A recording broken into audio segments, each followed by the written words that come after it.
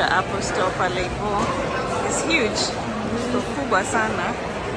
Kubwa sana. So different stores. Enjoy the United States of America. Today we've come to Christiana Malls. There was so much going. So before you even get to the hall, like to the hall where you're being, like the banking hall where you're being served, there are these 3 documents that you have to have. And this information I got it from your channel, Lucy. Okay. Yeah, there's a time when you started sharing this information, and I felt that information really helped me in the sense that I decluttered.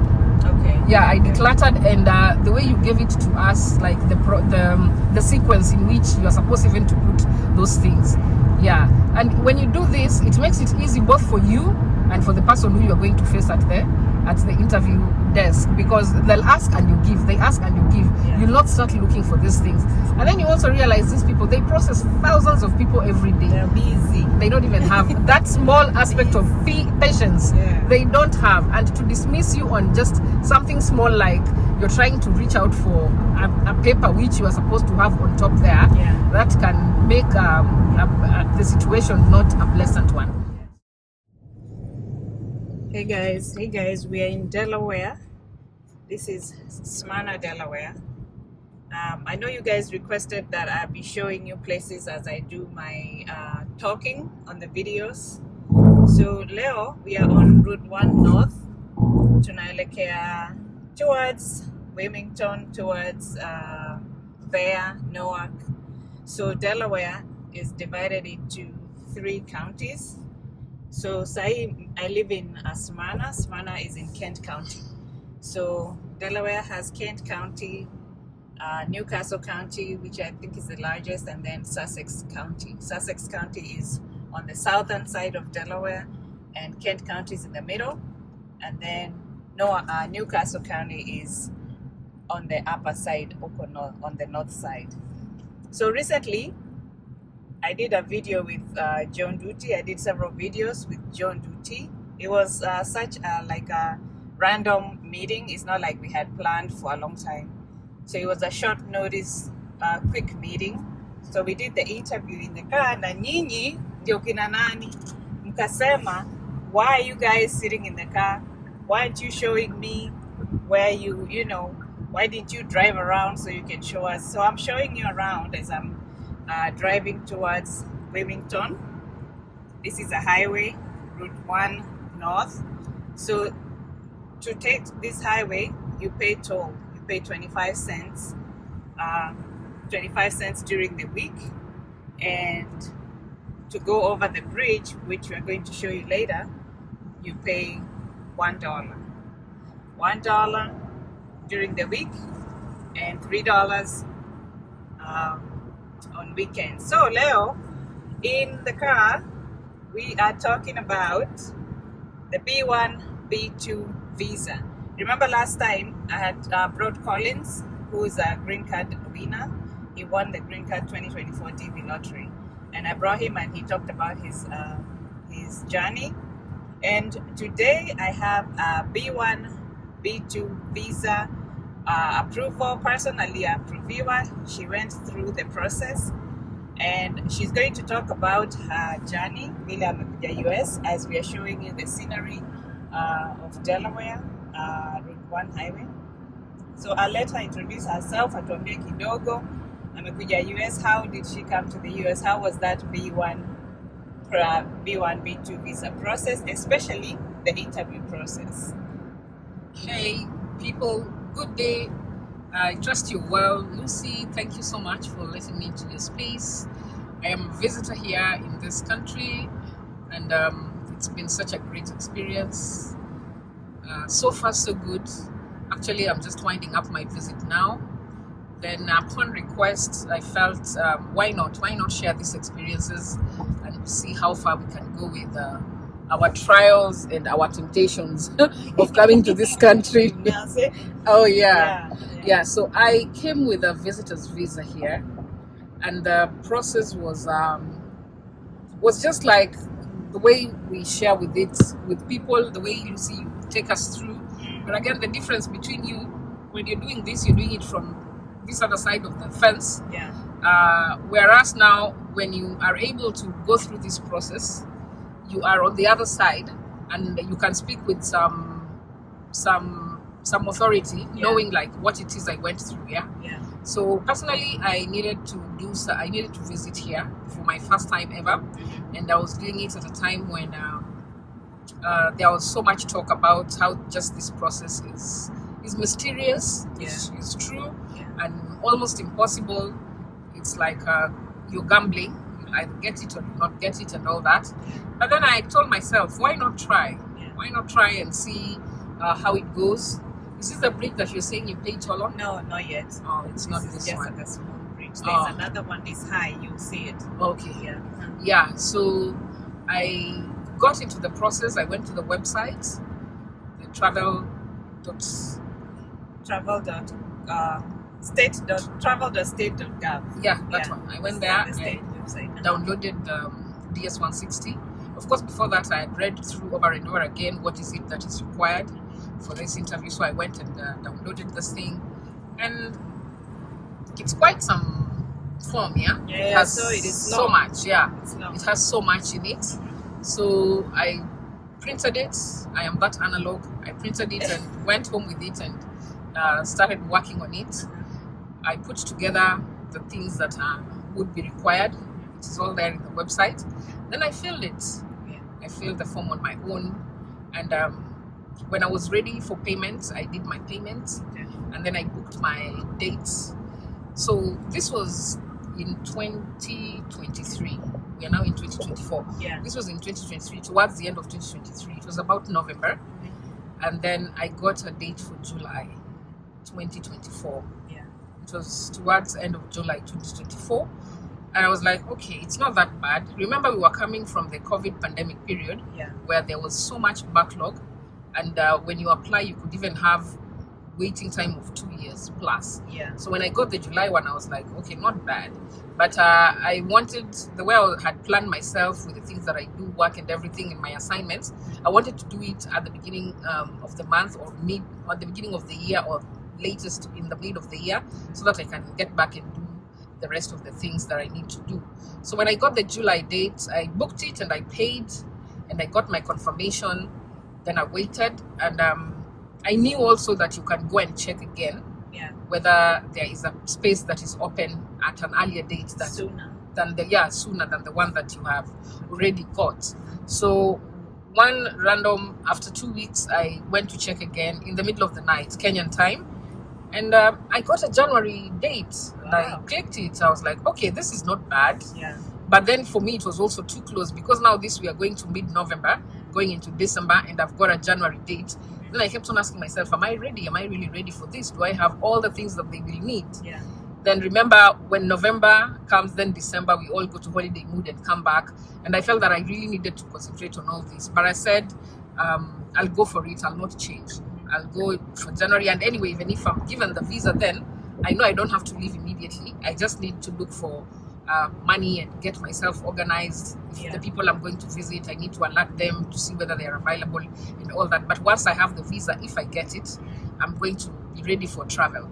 So my interview was in January. It was a Wednesday. It was scheduled for 7:30. When you book, you choose the timings for yourself. So I did the early one. So it's not assigned to you.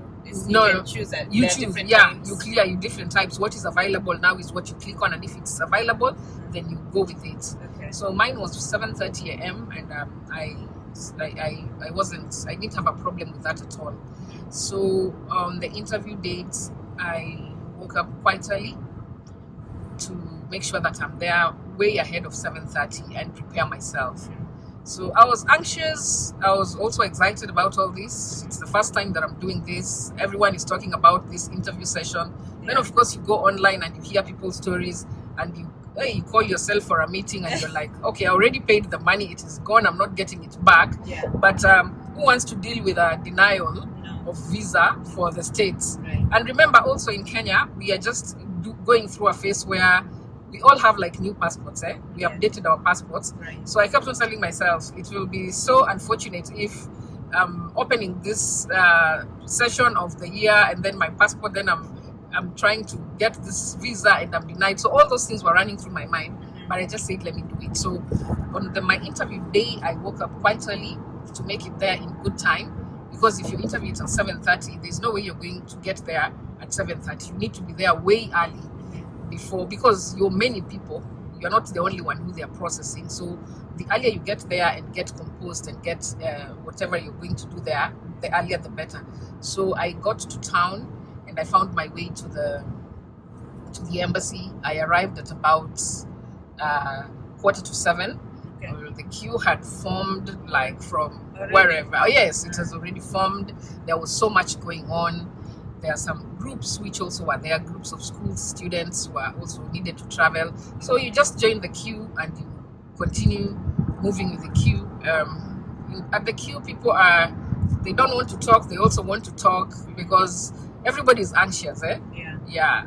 I don't know why coming to America seems to be like a matter of life and death. Intimidating. It is quite, yeah. So Yeah. you try even chatting somebody, they're just like, okay, Get the fine. nerves out. Yeah, Yeah. to cool the, yeah. So you move with a queue, then there are I think administration police, soldier, wale soldier were, Soldier. yeah, the ones in green uniform. Yeah, they're the ones who are manning that, heavily secured, eh? So they quite know the process. They really know what goes on there, and I found them to be very accommodative. So they are the ones who first. There's a list there. If your interview date is actually on that date and everything, you confirm on that paper before you stay on that queue for a long time, and you just realize that you are not even supposed to be there. So once your name is there, then you keep on moving with the queue. Then they check your passport just there, very quick at the gate. Then they tell you the things that you are not supposed to get into the embassy with. So among them is a charger, charger, power bank, flash disk. If you have, I had a nail clipper, I had a nail file, the steel one, and all that. Those ones they say you cannot get inside with them. Okay. So you have to make arrangements of where to leave them, because they will not let you in with them. So where do you leave them? So just be adjacent to the place, just towards the road, there are some Uber drivers and some border people who also do their business there. So there was this guy who I thought was quite, he really thought fast about this opportunity. So he has his Uber there, and the whole day I don't think it moves at all, because you go to him and he keeps for you your stuff. So if it's your charger, if it's your power bank, if it's all the flash disks, the things that I'm not even sure whether they allow you to go in there with your laptop. So unless you really have, no, I don't think you should go in there with them. So this guy keeps it for you safely, but then you have to pay for it. So the charges range from 500 and it can go to the upwards, depending on what it is amekuwekea. So if he has your laptop, maybe your charger, your power bank, but he just decides randomly. But the good thing is you are sure you are not going to lose these things. Stuff. Yeah, your stuff, because That's he is innovative. yeah, very innovative. I was like, this is good. Yeah. Although it's expensive, I you know. know. Yeah. But at least Your thing, because what was the other option? You will go back, or where will you leave these things? right. So he keeps them for you during the entire time. When you're done, you find him there, and he gives you back your stuff and you pay him. So I left whatever was not required there. They tell you at the gate very quickly what it is they don't want you to get in. And to make it easy for you and to make the process less stressful, just listen so that you're not going to the second check and you have these things, and even that person who is checking, the security person, is like, did you hear us say that you're not supposed to get into these things? Go outside. And you know, when you go outside, nobody will let you cut the queue. No. You will still go back and start The end of queuing the again. line. Yeah. So whatever information you get, just act on it accordingly. What is not clear, you just ask the security people there, they'll tell you. Yeah. So when you leave all the things that are not required there, you move in. You can move in with if you have a handbag or a small folder, that one you're not limited. You'll move in, you'll go in with it, they'll allow. But you can't go in with a backpack. Like, you know the way you are from traveling, you have alighted in town from wherever you came from and you're coming, no, that one they don't allow. So when you get in, there are several stops of checks. I think at the gate there is one, then when you get in, there is also another one. Then as you move, there is another one. I think there are three. and then there's a fourth one again. So they keep on checking you over and over again, and then there's a point where you have to leave your phone. Okay. You leave your phone at a certain place. It is very secure, but then you can still go ahead with your handbag. Okay. Do you go in with your handbag as well? Or you just go with your no, you leave folders. everything. Yeah, you only go with your folders. You leave your handbag there and your phone and everything. They safe keep it for you, and then now you proceed to the interview area. It's like a banking hall, of course. Then there are tellers, 1 to 4, 1 to 6, depending on how busy it is. And I noticed at that time it was quite busy because they were also processing the DV. Yeah, was being processed, so it was quite busy. There was so much going. So before you even get to the hall, like to the hall where you're being, like the banking hall where you're being served, there are these 3 documents that you have to have. And this information I got it from your channel, Lucy. Okay. Yeah, there's a time when you started sharing this information, and I felt that information really helped me in the sense that I decluttered. Okay. Yeah, I decluttered, and the way you gave it to us, like the sequence in which you are supposed even to put those things. Yeah, and when you do this, it makes it easy both for you and for the person who you are going to face at the interview desk, because they'll ask and you give, they ask and you give. Yeah. You'll not start looking for these things, and then you also realize these people, they process thousands of people every day. They're busy. They don't even have that small aspect of patience. Yeah. They don't have, and to dismiss you on just something small, like you're trying to reach out for a paper which you are supposed to have on top there, Yeah. that can make the situation not a pleasant one. Yeah. So this was the confirmation. It was the confirmation, the receipt confirmation, and the top cover of the DV, the DS 160, Yeah. and your passport, and then there's something else. I think it was the confirmation page for the DS 160. Mm-hmm. So they want you to print that out, Mm-hmm. and then after you pay the visa fees, Mhm. there's that receipt, Mm-hmm. and then the appointment letter, the Yeah. one that shows the time and the date Mm-hmm. of the appointment, and then of course your passport still. Oh yes, your yeah, passport. and your passport. Yeah. Yeah. So And I think, guys, if you want to watch that video, I'll put it in the description box. I'll put the link so that you can see those documents that are required. By the way, let's go back a little bit. Mhm. For the visa fee, you pay an amount. Do you remember how much you paid and where you went? What I you- paid it you paid online. out of the you No. don't pay it on the travel.state. No, you don't pay it. There are several options. The 2 options that stuck out for me was there was one you could pay through your bank card, and the Okay. other one was through M-Pesa. Okay. So I paid through M-Pesa, depending on the dollar at that time. Exchange rate. Exchange rate, and that in Kenya the exchange rate was not looking very good at that time. So you can't say that it's a standard money. It depends on the dollar rate. Okay. Yeah, is this the We are approaching the bridge, and it's not St. George's. St. George's Bridge is a different one, and then we're going to go on one that we have to pay. There's one that there is under construction, so Okay. everybody's using this one. So we're going to use this one on this side.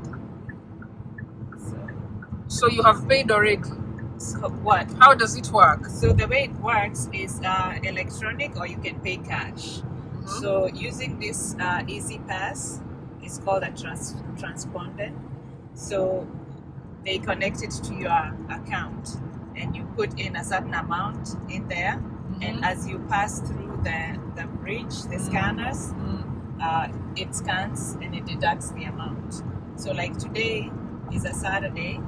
Today is or a Sunday. Sunday. It's a weekend, so we are going to be charged $3. See, over there it says weekday $1, weekends $3. So we are going to pay $3. Up here it says Easy Pass only, so only if you have this electronic thing, or if you have cash, you go to the right side. So we're going to go through the scanner, and you just drive past. If it's cash, obviously you have to stop. There's an attendant. You give them the money. But if it's the scanner, you don't have to stop. So for convenience, you just drive Only tag holders. Tag holders means if you have an easy pass transpondent. So it's automated, eh? Yeah, it's connected Wow. to your account, and I think it just reads your tags, your number plates. Your car number plates. Yeah, so then it just deducts that amount. So that's and then the speed limits here. Hey, you have to adhere to the speed limits. You'll be pulled over very fast. You either get a ticket, or if you continue getting tickets, they can even suspend your license. And if you're an immigrant, you really don't want that. Yeah, you don't want any interference with the law. You want to adhere to the laws of the country, so that you don't end up being either deported or them tarnishing your status. You don't want that. Okay. You want to don't drink and drive. DUIs are dangerous for immigrants. We don't want that. Foreigners, you don't want anything bad on your even driving record. So we are approaching the bridge now. We have already been scanned. So now we can go on this bridge. So the bridge starts here, and on the side you'll see water body on the left and the right. So the bridge goes over the water. Okay. So this is what you have paid for, yeah? So I've paid to use the bridge. Okay. Yeah. So as you can see, like from a distance, there's like a high pillars. See them? Yeah. To hold the bridge together. So this bridge has been here for a while, for many years. So now we're going over the bridge. That's what I paid $3 for. They collect a lot of money. Wow. They collect a lot of money per hand. But weekdays it's cheaper. Yeah, weekdays. So see the white bridge on that side, that's a different bridge. It's under construction. Okay. So there's no cars, but you can see it's new. If they can see the water on the sides. Let me If see. they're able to see any water. Yeah. So yeah, that's why we're going over the bridge. Okay. See the water there. So we were talking about paying for Yeah, the visa, we are paying, and then then now you we pay are for the almost visa, going to then you are the- going for the interview. Now, interview date. Yeah. So you've been checked like 3-4 times, and it's thorough checking. There are other unarmed, those are not government, those are private security. Okay. Oh, they really go through your body, eh? Oh. Oh, seriously, like they feel check. whatever they want to feel What? before they clear you to go inside. Okay. Yeah. So what I noticed also about this process is it can really cause a lot of tension within as an individual, and it can really drain you and get the worst out of you. Okay. So that's why I say, from my experience, just make sure you have the things in order and you have everything, and you listen to what they are telling you right from the gate. Okay. So that diffuses tension that you could experience, that will make you present yourself as someone who is not sure before the visa officer. Yeah. You see what I mean? Yeah, because imagine after being harassed with all these 4 checkpoints, and then you're going to present you'll not be the same again. Yeah. If you are not, if they found that you still had things in your bag that you are not supposed to have, then they take you back, and then you start queuing again. Yeah. Or if they tell you to leave remember there's a couple that was in front of me, they were not even comfortable leaving their phones and their personal things at that final checkpoint. And I remember the security guy would tell them very casually. So they asked, do we really have to do this? They were just told, no, you don't. You can come for the interview another time when you don't have all these things, So it was a way of, like, if somebody already tells you that, you know what it also does to your psyche, yeah? Yeah. Like, it's like they're telling you, you really don't have a choice. But Right. if you think that you don't want to Then do go it, and come just go and another come back day. another day, yeah. Yeah. And this is something you've paid for and all that. So what I'm just trying to say, have whatever is required and be organized in your mind and in the way you present yourself as well. Yeah. Yeah, so when you clear all that, now you get to the area where there are interviews. There are like 6 of them. Some counters were reserved for the lottery winners, Okay. and I think 2 counters. Then the rest 3 were for now the other processes, like Okay. they are the regular, like student or visitors like I and others. What So about biometrics? biometrics, yeah, at some Do they point, do them? yeah, you do them at some point. Yeah. Okay. Then now you face your destiny. There are some ladies there who are assigned to guide you which counter you're going. You don't have a choice. So those stories that someone will tell you, don't go to that mean guy with small eyes, or that lady who is long faced and doesn't, you really don't have a choice. Because when it's your turn, the lady will tell you, please go to counter 5. Or you can go ahead right to counter 6. So you go to the next available. Yeah, to the next available, just like the bank. And you don't have a ticket, you know. Yeah, so you go to the next available. Then you present yourself there. Now you start. Now that, I think, is where the process. That's the highlight of the process, of the interview process. So of course, the very first thing, if you feel like, say hello. It's not really a must because you're not sure whether you'll be answered or not. Yeah, but just be your best. Dress as presentable as you can. Then you present your things. The first thing they'll ask, of course, is the passport. Can I have your passport? It will be very unfortunate if they're asking for this passport and it is somewhere in your bag or in your pocket that you're trying to now remove it at that time. I don't think they have that patience, by the way. No. Their patience is usually very small. That's what I picked up from all this. Yeah, so then they start, now the questions start asking. Remember the DS-160 that you filled? That is what is going to speak for you, and that is what is going to determine the way the interview is going to go. Because maybe if something is not clear to the officer in the form, then she will bring it up. Maybe that's where she will dwell on, and she or he will dwell on and want to know more about it. Yeah, but then confidence is the only thing that is going to get you out of here. You have to talk to this officer, looking at